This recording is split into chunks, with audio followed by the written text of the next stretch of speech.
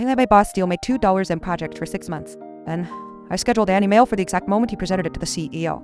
The coffee in the break room tasted like battery acid, but I needed it. It was 8 o'clock. I am on a Tuesday, and my manager, Greg, had just walked in wearing a smug grin that made my skin crawl. Greg was the kind of guy who used the word synergy unironically and played golf on Fridays, while the rest of our team drowned in spreadsheets.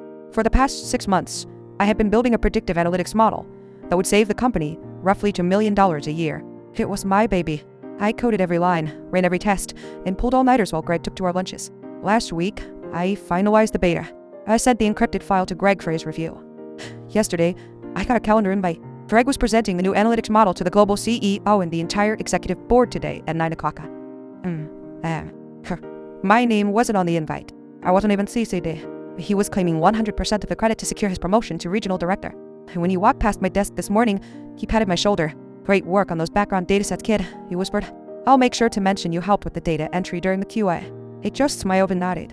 "Thanks, Greg. Good luck." I didn't argue. I didn't cry to HR. I went back to my desk, opened my email client, and drafted a very specific message. At 9 o'clock a.m., the glass doors of the executive boardroom closed. Through the blinds, I watched Greg hook up his laptop to the massive projector. He was gesturing wildly, pointing at the beautiful, streamlined UI I had spent months perfecting. The CEO was nodding, clearly impressed. Greg looked like a king. At exactly 9:15 my scheduled email went out. It was addressed to the CEO, the entire executive board, HR, and for good measure, the entire Chicago branch, including Greg. The subject line read source code, patent filing, and 2 weeks' notice. The email was simple. It contained a link to the GitHub repository showing every timestamped commit I had made over the last 6 months. It included the audio recording from yesterday when Greg told his buddy he was going to take the kid's little project and drive it to the C-suite.